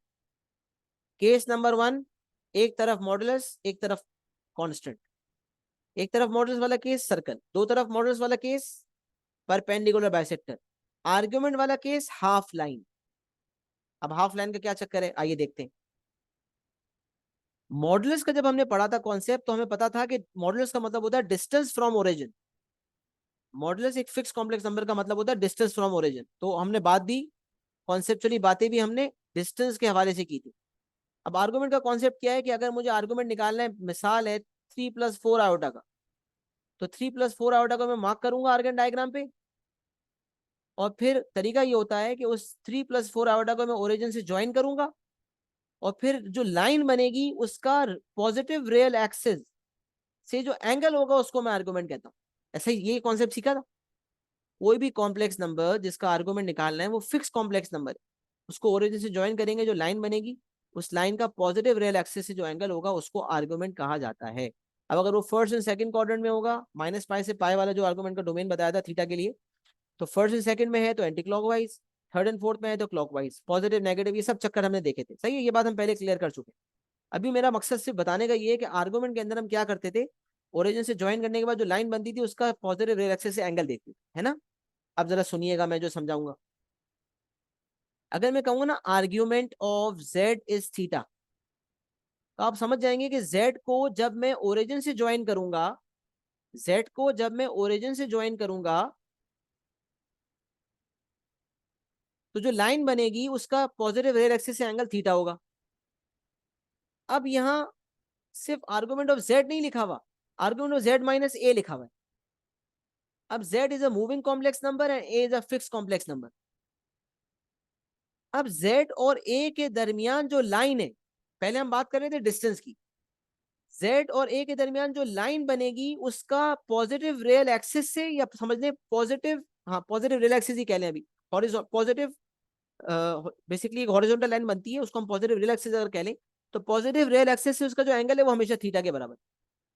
A moving complex number z is moving in such a way that the line between z, that the line between moving complex number z and a fixed complex number a always forms an angle of theta degree with the horizontal, या with the positive real axis कह लें। लेकिन positive real axis इसलिए नहीं कह रहा क्योंकि वो रियल एक्सिस पे नहीं होगा, बल्कि वो लाइन होगी जो हॉरिजॉन्टल होगी, वो रियल एक्सिस से पैरेलल लाइन होगी, इसलिए मैं रियल एक्सिस नहीं कह रहा, इसलिए लिखा हुआ भी नहीं है यहाँ पर। तो z एंड आर्गुमेंट का मतलब होता है एंगल। मॉडुलस वाले केसेस में हम डिस्टेंस की बात कर रहे थे, डिस्टेंस बिटवीन देम। अब z-a के मतलब है z और a के दरमियान डिफरेंस, उसका मॉडुलस लेते हैं तो वही डिफरेंस डिस्टेंस बन जाता है, तो distance between z and a हो जाता है। बट अगर z-a का मतलब है z और a के दरमियान डिफरेंस ले और उसका आर्ग्यूमेंट की बात हो जाए, तो इसका मतलब z और a के दरमियान, पहले देख सुने मैं बताता हूँ, z और a के दरमियान डिफरेंस ले, और मॉडुलस का मतलब होगा कि z और a के दरमियान जो लाइन बनी है, जो डिफरेंस है, उसकी डिस्टेंस की बात हो रही है। z-a का मतलब z और a के दरमियान डिफरेंस, डिफरेंस से बनी लाइन, उस लाइन की डिस्टेंस, मॉडुलस का मतलब उस लाइन की डिस्टेंस। अच्छा, z और a के दरमियान डिफरेंस, तो उनके दरमियान बनी एक लाइन, और जब आर्गुमेंट की बात हुई तो उस लाइन का एंगल विद द हॉरिजॉन्टल। क्योंकि वो हमेशा पॉजिटिव रियल एक्सिस नहीं है, इसलिए वो पॉजिटिव रियल एक्सिस से पैरेलल लाइन है, इसलिए उसको हॉरिजॉन्टल कह रहा हूँ। हॉरिजॉन्टल कह रहा हूँ, line parallel to the positive real axis, to the real axis, line parallel to the real axis, इसलिए I am calling it horizontal. तो Z is a moving complex number, A is a fixed complex number. A moving complex number Z is moving in such a way that the line between Z and A always forms an angle. Angle की बात क्यों हो रही है? क्योंकि argument की बात हो रही है। Always forms an angle of theta degree with the horizon. तो Z और A के दरमियान जो लाइन बनी है उसका एंगल जो है वो हमेशा थीटा है। तो मैं मिसाल देता हूं, मैंने ए को मार्क किया, मैंने कहा ए को बोलो बेटा फिक्स हो जाओ, ए फिक्स हो गया। मैंने एक ग्रिड बनाई, ए को फिक्स कर दिया। अब जेड को मैंने कहा कि तुम्हें मूव करना है, और ऐसे मूव करना है कि तुम्हारा और ए के दरमियान एंगल π/6 है, मिसाल है। तो अब जेड ऐसे होगा कि एंगल π/6 हो जाए, मतलब 30 डिग्री। तो जेड यहाँ आ गया, जेड यहाँ आ गया। अब जेड और ए के दरमियान जो लाइन बनी है उसका with the horizontal, positive real axis ये होती है, ये हॉरिजॉन्टल है, एंगल π/6 है। अब आप देखो, जेड अगर पीछे आ जाए तो भी π/6, जेड इसी लाइन पे आगे चला जाए और आगे चला जाए तो भी π/6 ही रहेगा। तो ये पूरी जो लाइन बनी है ये लोकस है। अच्छा, इस लाइन को हाफ लाइन कहते हैं। हाफ लाइन कहते हैं, क्यों हाफ लाइन कहते हैं? इसको हाफ लाइन क्यों कहा जाता है?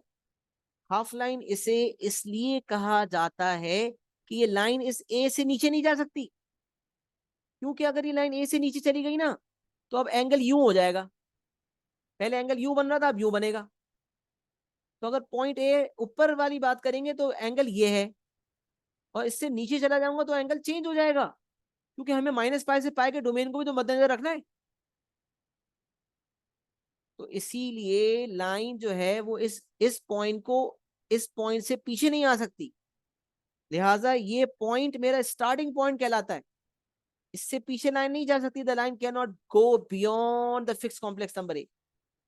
That is why this line that we are making is called a half line, क्योंकि फुल नहीं कर सकते इसको। कोई कहे मैं फुल बना दूं, नहीं कर सकते, हाफ ही होगी। तो यही बात लिखी हुई है, the locus of this equation is a half line which has a starting point at A and makes an angle of theta radius with the horizontal. Half line बनेगी और जो फिक्स कॉम्प्लेक्स नंबर है वो starting point होगा इस half line का, और जो लाइन बनेगी that will be making an angle of theta radius with the horizontal. अच्छा, कॉन्सेप्ट क्या है? द लाइन बिटवीन, वहां कॉन्सेप्ट हर केस में बताया, यहाँ कॉन्सेप्ट क्या है? The line between a moving complex number z and a fixed complex number a always forms an angle of theta radians with the horizontal. Why do we call it a half line? As the line cannot go beyond the fixed complex number a. क्योंकि line beyond नहीं जा सकती fix complex number a के। As the line can not go beyond the fix complex number a, से पीछे नहीं जा सकती, लिहाजा इसको हाफ लाइन कहा जाता है। अच्छा, एग्जांपल देखेंगे, बात क्लियर हो जाएगी। Example number 1, argument of z equals to π/6। Sir यहाँ तो अच्छा माइनस तो यहाँ भी कॉमन लेना है, केस 1 में कॉमन लिया, केस 2 में कॉमन लिया, केस 3 में भी कॉमन लेना है, हमेशा कॉमन लेना है। तो अब आर्ग्यूमेंट ऑफ z माइनस कुछ नहीं लिखा हुआ ना, तो वो 0 + 0 आयोटा है, ओरिजिन है। इसका मतलब line with starting point at origin, half line which has a starting point at origin इस केस में, and makes an angle of π/6 radians with the horizontal, and that horizontal is the positive real axis. क्योंकि origin है ना starting point, तो वो horizontal मेरी positive real axis ही है। तो मैं इसका केस बनाऊंगा, starting point origin पे होगा और विद द हॉरिजॉन्टल एंगल होगा π/6। अच्छा, मैं एरो बनाऊं या ना बनाऊं जरूरी नहीं होता, बस ये लाइन बनाना जरूरी होता है। देखिए मैंने यहाँ एरो बनाया था ये बताने के लिए कि लाइन तो जाती रहेगी, वो तो हमेशा ही ऐसा होता है। परपेंडिकुलर बाइसेक्टर भी जो है अगर बनेगा तो लाइन जाती रहेगी ऊपर और नीचे।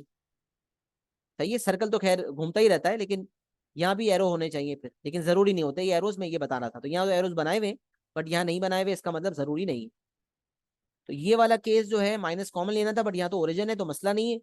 तो जेड मूविंग कॉम्प्लेक्स नंबर है, स्टार्टिंग पॉइंट होगा ओरिजिन, और एंगल पहले π/6 फॉर्म होगा। मुझे ये अंडरस्टैंडिंग होनी चाहिए, -π से π का डोमेन जहन में होना चाहिए। तो -π से π के डोमेन को मद्देनजर रखते हुए π/6 का मतलब होता है 30 डिग्री फर्स्ट क्वाड्रेंट में, तो सिर्फ 30 डिग्री घूमूंगा और मैं इस पॉइंट पे आके एक्सटेंड कर दूंगा। सवाल, सर एंगल रैंडम मेजर कर सकते हैं अंदाजे से या प्रोट्रैक्टर की जरूरत है? वैसे रैंडम मेजरमेंट हो सकती है एंगल की, कोई इतना मसला नहीं है, सर्कल में ज्यादा मसला था। बट अगर प्रोट्रैक्टर का इस्तेमाल किया जाए, जब सब चीजें एक्यूरेट है तो ये भी एक्यूरेट होना चाहिए। तो पाई बाई 6 को डिग्री में कन्वर्ट कर दें तो 30 डिग्री बनता है। जब सेंटर पॉइंट डी यहाँ रखेंगे तो यहाँ से राइट साइड पे, क्योंकि यहाँ से मेजरमेंट हो रही है, तो राइट साइड पे जो जीरो शुरू हो रहा होगा, लेफ्ट भी जीरो होता है और राइट पे भी होता है, राइट के जीरो से शुरू करते हुए 30 डिग्री मेजर करके 30 मार्क कर लेंगे। 30 मार्क करने के बाद पॉइंट मार्क होगा, एक्सटेंड कर देंगे तो लाइन बन जाएगी। लेकिन ये अंदाजे से भी कर सकते हैं, इसका इतना बड़ा मसला नहीं होता, सर्कल का मसला ज्यादा होता है। सही है। तो तीनों केसेस में आपने 1 सेंटीमीटर को 1 यूनिट करेंगे तो सबसे बेस्ट रिजल्ट आएंगे इंशाल्लाह, मेहनत करके बनाएंगे। ये आपका पहला एग्जाम्पल हो गया। एग्जाम्पल नंबर 2 जो है आपके सामने, ये जनरल ए फॉर्म में है। Argument Z minus A equals pi by 6। तो एंगल पाई बाय 6 लिखा हुआ है, जो मैंने आपको ऊपर ऐसे ही समझा दिया था, इसको ही पाई बाय 6 करके बता दिया था, तो ये आपके सामने बना हुआ भी है। Starting point at a and makes an angle of pi by 6 with the horizontal. Pi by 6 का एंगल मेजर हुआ और हमने एक्सटेंड कर दिया तो लोकस बन गया। एरो इज नॉट एसेंशियल, ये लोकस बन गया। अच्छा, अब ये वाला देखिए, तीसरा वाला example. Z -1 -2 outta equals pi by 6, minus को कॉमन लिया। माइनस को कॉमन लिया तो ये जेड -1 + 2 आउट हो गया। माइनस कॉमन लेना जरूरी था, चाहे दोनों माइनस हो, दोनों प्लस हो, एक माइनस हो एक प्लस हो, ये आपको पहले ही बता दिया। माइनस कॉमन लिया, 1 + 2 आउटा, तो स्टार्टिंग पॉइंट 1 + 2 आउटा होगा। यही वाला केस है, 2 और 3 सेम है, बस मैंने क्या किया, एक ही जगह पे 1 + 2 आउटा फिट कर दिया, क्योंकि 1 + 2 आउटा फर्स्ट क्वाड्रेंट में कॉम्प्लेक्स नंबर लाई करता है, तो मसला ही नहीं है, सेम टू सेम हो जाएगा। इसी ए को 1 + 2 आउटा बना दिया, ये पूरा केस हो गया। ये इसका डायग्राम ऐसे ही बनेगा, बस एक ही जगह 1 + 2 आउटा होगा, यहाँ 1 होगा और यहाँ 2 होगा। अच्छा, फिर ये देख लेते हैं, -5 पाई बाय 6 वाला देख लेते हैं। ये जहन में रखें कि डोमेन -पाई से पाई वाला फॉलो होगा, या मैंने कहीं नोट फॉर्म में लिखा तो होगा। For shading the required region the domain -pi से pi must be kept in mind. The domain -pi till pi must be kept in mind, ये बात मैंने वाजे तौर पे लिखी हुई। सही है। तो जो केस 1 था वो ओरिजिन वाला था, केस 2 जनरली, और केस 2 का ही एग्जाम्पल केस 3। 1 2 3 नंबरिंग की हुई आप देख सकते हैं। फोर्थ वाला देख लेते हैं। Argument of z -1 + 2, minus common लिया, 1 + 2 आयोटा हो गया, starting point is 1 + 2 iota. But अब एंगल -5 पाई बाय 6 है। पॉजिटिव होता था तो हॉरिजॉन्टल से एंटी क्लॉकवाइज मेजरमेंट करता था, नेगेटिव होगा तो क्लॉकवाइज मेजरमेंट करूंगा। और -5 पाई बाय 6 का मतलब तो ये हो गया, -5 मल्टीप्लाई बाय 180 डिवाइड बाय 6। पाई की जगह 180 रख के डिग्री में निकाल सकते हैं, आप हमेशा याद रखें। -5 मल्टीप्लाई बाय पाई है ना, तो पाई को 180 समझ लें, -5 × 180, क्योंकि pi radian 180 degree, circular measure ने सिखाया। -5 मल्टीप्लाई बाय 180 डिवाइड बाय 6, -150। तो डिग्री में नहीं निकालेंगे तो समझ नहीं आएगा, फंड मार देंगे। अब देखिए, आपने ग्रेड बनाई, आपने पॉइंट मार्क किया 1 + 2 आयोटा, आपने हॉरिजॉन्टल मार्क की, तो towards the right he mark करते हैं, जो पॉजिटिव रेल एक्सिस जैसे राइट की तरफ होती है ना, वैसे राइट की तरफ मार्क करते हैं हॉरिजॉन्टल। राइट की तरफ बनाई, अब आपने ऊपर जाना है नीचे जाना है, माइनस की वजह से नीचे जाना है। अच्छा, नीचे भी जाते हुए आपने क्या इसी क्वाड्रेंट में रहना है या और आगे जाना है? तो अब -150 है, इसलिए मैं और आगे जाऊंगा। और आगे जाने के लिए मैंने -150 ये मेजर कर लिया, और यहाँ मैंने इस पॉइंट को नोट करके एक्सटेंशन कर ली। ये मेरा मूविंग कॉम्प्लेक्स नंबर जेड हो गया, ये फिक्स कॉम्प्लेक्स नंबर ए हो गया 1 + 2 आउट, और ये एंगल हो गया मेरा 5 पाई बाय 6। यहाँ माइनस में इसलिए नहीं लिख रहा कि मेजरमेंट क्योंकि क्लॉकवाइज है, तो उसका मतलब, माइनस का मतलब तो क्लॉकवाइज डायरेक्शन है, जब मैंने क्लॉकवाइज डायरेक्शन में लेकर लोकस बनाया है तो वो बात इंप्लीमेंट हो गई। माइनस की इंप्लीमेंटेशन हो गई जब मैं क्लॉकवाइज घूमा तो। सही है। इस माइनस का मतलब क्या है? माइनस का मतलब है क्लॉकवाइज घूमना है आपको, क्लॉकवाइज घूमना है, ये मतलब है माइनस का। तो जब माइनस की वजह से क्लॉकवाइज घूम लिया, माइनस की इंप्लीमेंटेशन हो गई, यहाँ 5 5 6 लिख दिया आपने। तो 1 + 2 माइनस कॉमन लिया, 1 + 2 आउट आया, 1 + 2 आउट पे पॉइंट मार्क किया, हॉरिजॉन्टल राइट की तरफ ही बनती है वो बनाई। माइनस है, क्लॉकवाइज घूमेंगे, मतलब लाइन के नीचे से मेजरमेंट होगी। और क्योंकि ये -90 से भी कम है, तो ये -150 के लिए मैं आगे तक गया। अगर ये मिसाल है -45 होता तो यहाँ बनती लाइन, -45 -30 होता, -पाई बाय 6 होता तो यहाँ बनती लाइन, ये बनता लोकस। टेढ़ा बन गया, ये लोकस बनता आपका, ये आपका पाई बाय 6 हो जाता अगर -पाई बाय 6 लिखा होता तो। लेकिन क्योंकि बहुत ज्यादा नेगेटिव है, -5 पाई बाय 6 का मतलब यहाँ चला गया। ये आपका, ये आपकी हाफ लाइन बन गई। मुझे बताएं, ये जो चार केसेस आपके सामने हैं इक्वेशंस के हवाले से, और जो कॉन्सेप्ट मैंने इक्वेशन केस 3 का जो मैंने पूरा कॉन्सेप्ट बताया, क्या ये बात हाफ लाइन वाली क्लियर हो गई? हाफ लाइन क्यों कहते हैं, कैसे ये कॉन्सेप्ट क्लियर हो रहा है, सब मैंने बातें बताई हैं कॉन्सेप्ट वाली, लोकस वाली, और ये चारों केसेस जो बताएं, क्या ये चारों केसेस क्लियर हैं? इसकी एक्नॉलेजमेंट दे दें, बता दें, कुछ सवाल पूछ सकते हैं, वरना एक्नॉलेजमेंट दे दें। Is it clear to everyone?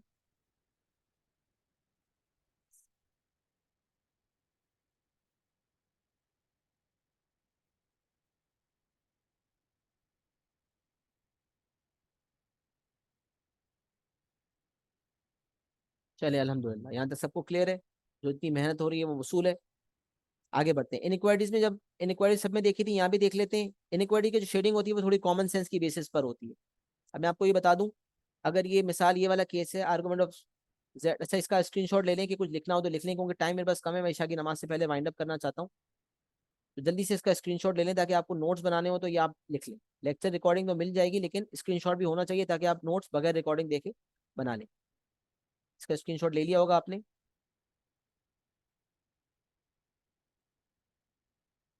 अब आप इनइक्वालिटीज पे आ जाए। अच्छा बेटा, argument of z -1 -2 greater than equal to pi by 6, अब सोचिएगा। डोमेन को मद्देनजर रखने का मतलब है माइनस पाई से पाई को मद्देनजर रखना है। ये मैं आपको शेडिंग के दौरान बताता हूँ। Argument of z -1 -2 iota is greater than equal to pi by 6। Minus common लिया आपने, तो 1 + 2 आयोटा आ गया। अच्छा, अब सबसे पहले इक्वल टू वाला काम करते हैं, ताकि लोकस बने, फिर शेडिंग बाद में करते हैं। तो अगर ये इक्वल टू पाई बाय 6 है, तो 1 + 2 आयोटा पे आप आए, डॉट मार्क किया, हॉरिजॉन्टल बनाई। पाई बाय 6 30 डिग्री होता है, पॉजिटिव है, इसका मतलब एंटी क्लॉकवाइज मेजरमेंट की, और आपने लोकस बना दिया। अच्छा, अब सुने, आपको कहा जा रहा है कि एंगल आपका पाई बाय 6 है या उससे बड़ा है। अगर वो कहता ग्रेटर देन पाई बाय 6, तो यही लोकस आपका डॉटेड बनता, क्योंकि वो कह रहा है पाई बाय 6 से ग्रेटर है, और शेडिंग आपकी यहाँ पर होती जहां हुई भी है, लेकिन डॉटेड बनता। तो ग्रेटर देन या लेस देन में डॉटेड बनेगा, greater than equal to less than equal to में सॉलिड बनेगा। ये बात तो वाजे है, हर केस में बता रहा हूं। अब ग्रेटर देन इक्वल टू जो यहाँ लिखा हुआ है, इसका मतलब सॉलिड लोकस बनेगा। अब जरा सुनिएगा, एंगल पाई बाय 6 से ज्यादा है, तो माइनस पाई से पाई का जो डोमेन है थीटा, उसके मुताबिक पाई बाय 6 से अगर ग्रेटर है, तो ज्यादा से ज्यादा कितना हो सकता है? थीटा, पाई हो सकता है। तो पाई का मतलब ये है कि अगर एक डॉटेड लाइन मैंने horizontal, dotted horizontal line right की तरफ बनाई थी, तो लेफ्ट पे अगर मैं एक डॉटेड हॉरिजॉन्टल लाइन बना दूं, तो एक हुदूद सेट हो गई कि भाई पाई यहाँ तक होता है। इससे नीचे जब मैं जाते हैं ना, तो पाई से ऊपर निकल जाते हैं, और फिर वहां काम माइनस का शुरू हो जाता है। क्योंकि अगर सोचें 180 + 30 है, 210 है, तो 210 बेसिकली -150 को कहते हैं। तो फर्स्ट एंड सेकंड क्वाड्रेंट में हॉरिजॉन्टल लाइन से ऊपर जो है वो एंटी क्लॉकवाइज का डोमेन है पाई तक, और इस हॉरिजॉन्टल लाइन से नीचे इन क्वाड्रेंट्स के अंदर 4 क्वाड्रेंट्स होते हैं, ये वाला और ये वाला क्वाड्रेंट, ये एंटी क्लॉकवाइज के जुमरे में आ रहा है पाई तक, और ये थर्ड एंड फोर्थ है, ये माइनस पाई के उसमें आ रहा है। यहाँ से लेकर यहाँ तक पाई का मामला चलेगा, यहाँ से यहाँ तक माइनस पाई का चलेगा। तो जब मैं, मुझे कह रहा है पाई बाय 6 या उससे ग्रेटर है, और मैं शेडिंग करते करते, इससे लाइन से तो ऊपर शेडिंग करनी है, लेकिन शेडिंग करते करते, मैं शेड करते करते मस्त होते होते नीचे शेडिंग कर दी, तो गलत। हॉरिजॉन्टल से ऊपर रहना है आप, हॉरिजॉन्टल लाइन से ऊपर रहना है। तो ये मतलब है कि माइनस पाई से पाई के डोमेन को मद्देनजर रखना है। मतलब शेडिंग करते करते ये जहन में रखना है कि शेडिंग इतनी होगी कि आप हॉरिजॉन्टल लाइन से ऊपर रहेंगे, ताकि आप पाई की लिमिट को क्रॉस ना करें, वरना वो नेगेटिविटी में चला जाएगा। क्योंकि यहाँ आप आएंगे तो नेगेटिव हो जाएगा, जो कि पाई बाय 6 से बड़ा नहीं होगा, छोटा होगा। जब इस रीजन में आ जाएंगे, तो यहाँ एंगल फिर नेगेटिव में चला जाता है, और नेगेटिव वाला एंगल पॉजिटिव पाई बाय 6 से छोटा एंगल कहलाता है, बड़ा थोड़ी कहलाता है। इसलिए शेडिंग करेंगे इस लाइन से ऊपर, लेकिन हॉरिजॉन्टल को मद्देनजर रखते हुए यहाँ शेडिंग करेंगे। अच्छा, अब यही केस है सेम टू सेम, लेकिन less than equal to pi by 6 है, तो फिर मैंने बताया शेडिंग कहाँ होगी? तो बाकी जो region greater than equal to में जो शेड हुआ था, उसके अलावा बाकी जो रीजन खाली नजर आ रहा था, वहां शेडिंग होगी। अब ऊपर शेडिंग नहीं, नीचे होगी। अच्छा, less than equal to pi by 6 का मतलब है लाइन से नीचे। अब लाइन से नीचे ये रीजन तो शेड होगा ही होगा, ये सब भी शेड होगा। अच्छा सर, ये क्यों शेड होगा? हॉरिजॉन्टल लाइन से नीचे क्यों शेड होगा? क्योंकि हॉरिजॉन्टल लाइन से नीचे जो है ना, नेगेटिविटी है एंगल की, और नेगेटिव एंगल का मतलब सारे नेगेटिव एंगल्स पाई बाय 6 से कम ही होते हैं, सारे नेगेटिव एंगल्स पाई बाय 6 से छोटे ही होते हैं। नंबर लाइन पे अगर आप आ जाए, पाई बाय 6 अगर यहाँ है, तो जितने नेगेटिव एंगल्स होंगे वो पाई बाय 6 से लेसर होंगे, पीछे की तरफ होंगे। तो greater than equal to pi by 6 में इस लाइन से ऊपर होगा, लोकस के ऊपर होगा, लेकिन हॉरिजॉन्टल से ऊपर होगा। दोनों चीजें मद्देनजर रखनी होंगी। Less than equal to pi by 6 में जो लाइन बनी है लोकस वाली, उससे नीचे होगा, और हॉरिजॉन्टल से नीचे का भी पूरा रीजन होगा जो कि नेगेटिव में है, क्योंकि वो तमाम नेगेटिव एंगल्स पाई/6 से कम होते हैं। तो ये आपके इनइक्वालिटीज के दो केसेस हो गए, एक और दो। अच्छा, इनइक्वालिटी का तीसरा चौथा डिस्कस भी कर लेते हैं। इनइक्वालिटी का तीसरा केस है, सेम यही रखा है मैंने, लेकिन ये ग्रेटर देन 0 की रिस्ट्रिक्शन लगा दी। तो z-1 - 2 iota less than equal to pi but greater than 0। तो अब बिल्कुल सेम टू सेम ये वाला केस है, लेकिन जब ग्रेटर देन 0 की कंडीशन लग गई ना, तो इसका मतलब नेगेटिव में नहीं जा सकता। अब आर्गुमेंट पाई/6 से उससे कम है, लेकिन अच्छा अभी देखिए, greater than 0 greater than equal to 0 में भी क्या फर्क है ये भी देख लीजिए। ग्रेटर देन इक्वल टू होता ना, तो ये लाइन सॉलिड बनती, सॉलिड होती है ये लाइन। क्या आर्गुमेंट 0 भी हो सकता है और पाई/6 भी हो सकता है, और इनके दरमियान भी हो सकता है, ये होता सर। ये भी सॉलिड, ये भी सॉलिड, और शेडिंग। यहाँ अगर यकीनन लेस देन होता तो ये डॉटेड बन जाता, यहाँ इक्वल टू है तो ये सॉलिड बन जाता। अब क्योंकि यहाँ ग्रेटर देन है, तो ये 0 वाली लाइन शामिल नहीं है, मतलब आर्गुमेंट 0 नहीं हो सकता। 0 नहीं हो सकता, मतलब हॉरिजॉन्टल लाइन डॉटेड बनेगी, सॉलिड नहीं बनेगी। ये इक्वल टू हो जाता तो ये हॉरिजॉन्टल लाइन भी सॉलिड बन जाती। याद रखेंगे बात। ये इतनी स्पेसिफिकली सिखाना इसलिए जरूरी है, क्योंकि जब सवालात पास पेपर के अंदर आते हैं, तो पास पेपर के सवालात के अंदर वो जब कॉम्प्लेक्स नंबर बनाता है आर्गन डायग्राम, तो सिर्फ इतना लिखता है appropriate region shaded complex number. Latest marking scheme में तो वो बना भी रहा है डायग्राम, पुरानी मार्किंग स्कीम में डायग्राम ही नहीं होते, फिर इतना लिखा होता है appropriate diagram made, appropriate shading done. तो उसमें बच्चे को अपना आंसर कंफर्म नहीं होता। मैंने बहुत सारे पास पेपर के सवाल कॉम्प्लेक्स से सॉल्व करवाए, वहां से आप अपने आंसर मैच कर सकते हैं। बाकी जब इतना आइडिया हो जाएगा तो फिर आपको कॉन्फिडेंस आ जाएगा अपने ऊपर, आप कर सकते हैं। कहीं डाउट हो तो आप मुझसे व्हाट्सएप पे भी मदद ले सकते हैं।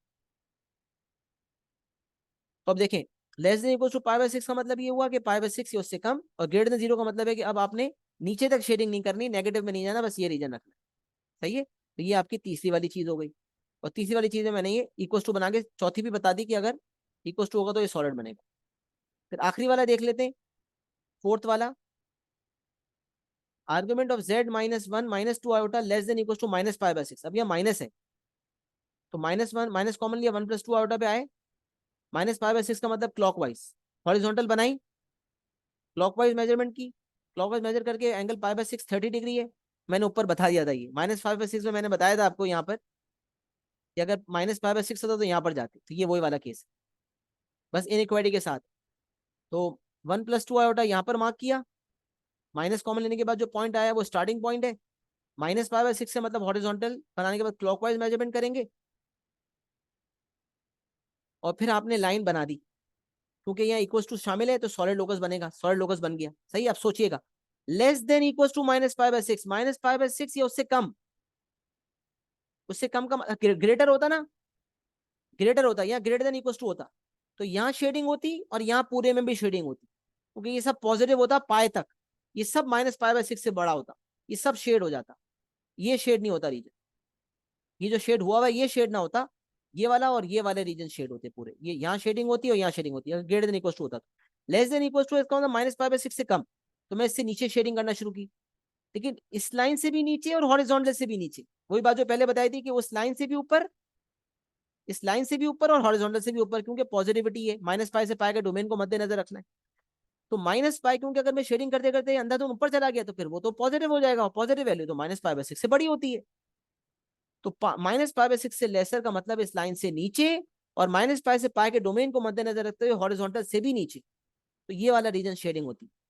लेकिन अगर ग्रेटर देन इक्वल टू होता तो इस लाइन से ऊपर और हॉरिजॉन्टल से भी ऊपर, क्योंकि हॉरिजॉन्टल से ऊपर पॉजिटिविटी होती है और पॉजिटिविटी सब की सब -पाई/6 से बड़ी होती है। तो जो चार मैंने यहाँ पर इनइक्वालिटी के केसेस बताए, उसके अलावा और भी राइट लेफ्ट बातें थी वो मैंने मेंशन कर दी। मुझे बताएं इनइक्वालिटी के ये सारे केसेस क्लियर है? इसका भी स्क्रीनशॉट ले लें और एक्नॉलेजमेंट भी दे दें, जल्दी से कर लें क्योंकि ईशा की नमाज करीब है और मुझे एंड करना है इंशाल्लाह। फोर्थ और फिफ्थ तो मैंने आपको बताया, बच्चों वाली चीजें मैंने मेन तीन केसेस बता दी, कॉन्सेप्ट जान मार के समझा दिया, कोई डाउट होना नहीं चाहिए। जल्दी से यस क्लियर कह दें, जल्दी से, शाबाश। मसला है तो पूछ लें, वरना मैंने मार्जिन दिया नहीं है इंशाल्लाह सवाल पूछने का, कोशिश तो की है पूरी। चलें, जबरदस्त। अब ये नोट बता दिया था, the domain must be kept in mind बता दिया था। अब लास्ट केस 4 और केस 5 बच्चा केसेस हैं, real part of z is greater than equal to 1। R e z का मतलब real part of z, real part of z is greater than equal to 1। तो ये रियल पार्ट ऑफ जेड का मतलब होता है x, x is greater than equal to 1 कौन नहीं जानता। एक्स इक्वल टू 1 की एक वर्टिकल लाइन बनेगी और ग्रेटर देन इक्वल टू 1 का मतलब होगा इस 1 के राइट पर शेडिंग होगी, greater than equal to 1। Real part of z is less than equal to 1 होता तो उसकी लेफ्ट पे शेडिंग हो जाती। तो रियल पार्ट ऑफ जेड की जब बात आएगी तो वर्टिकल लाइन बनेगी, वर्टिकल लाइन बनेगी। ग्रेटर देन होता तो डॉटेड लाइन बनती, लेस देन होता तो डॉटेड लाइन बनती। Greater than, less than, dotted, greater than equal to, less than equal to, solid. Greater than या ग्रेटर देन इक्वल टू है तो वर्टिकल लाइन के राइट पर शेडिंग होगी, लेस देन या लेस देन इक्वल टू है तो वर्टिकल लाइन के लेफ्ट पे शेडिंग होगी। अच्छा, इमेजिनरी पार्ट ऑफ जेड का मतलब होता है वाई। तो imaginary part of z less than equal to 2 का मतलब है y is less than equal to 2। Y less than equal to 2 का मतलब है वाई इक्वल टू 2 पे हॉरिजॉन्टल लाइन बनेगी और इससे नीचे शेडिंग होगी। Imaginary part greater than equal to 2 होता, हॉरिजॉन्टल लाइन बनती है, उसके ऊपर शेडिंग होती। लेस देन या लेस देन इक्वल, हाँ लेस देन होता है या ग्रेटर देन होता तो डॉटेड बनती, क्योंकि यहाँ इक्वल टू भी है तो सॉलिड बनी है। तो इमेजिनरी पार्ट ऑफ जेड की बात होगी तो हॉरिजॉन्टल लाइन बनेगी और नीचे या ऊपर शेडिंग होगी, और रियल पार्ट की बात होगी तो वर्टिकल लाइन बनेगी और राइट या लेफ्ट शेडिंग होगी। चौथा और पांचवा केस भी आपके कदमों में आ गया, जो कि कोई केस मेरे ख्याल से था ही नहीं, खाली एक बात बतानी थी जो बता दी। अल्हम्दुलिल्लाह कॉम्प्लेक्स की एक्सप्लेनेशन यहाँ तक मुकम्मल। पास पेपर के भरपूर सवाल एलएमएस पे अपलोड कर दिए जाएंगे। आप दबा के सवाल करें, पास पेपर की वर्कशीट भी अपलोड कर दूंगा। आपका कॉन्सेप्ट मैंने बिल्कुल बना दिया है। अब आपने क्या करना है, पास पेपर के सवाल में कूदना है, और जब मसले मसाइल आने हैं तो आपने पास पेपर की रिकॉर्डिंग देखनी है, जो भरपूर सवाल रिकॉर्डिंग है उसको देखेंगे, इस्तेफादा हासिल करेंगे। शुरू के कुछ सवाल की रिकॉर्डिंग्स देखना चाहें फिर अटेम्प्ट करना चाहें तो ये भी कर सकते हैं, लेकिन मैंने इतना समझा दिया कि आप खुद से कर सकते हैं। बहुत सारे पार्ट्स शुरू करें, जहां फंसे वहां रिकॉर्डिंग देख लीजिएगा। क्या मैंने अपने कॉन्सेप्ट को कम्युनिकेट कर दिया? Is it clear to everyone?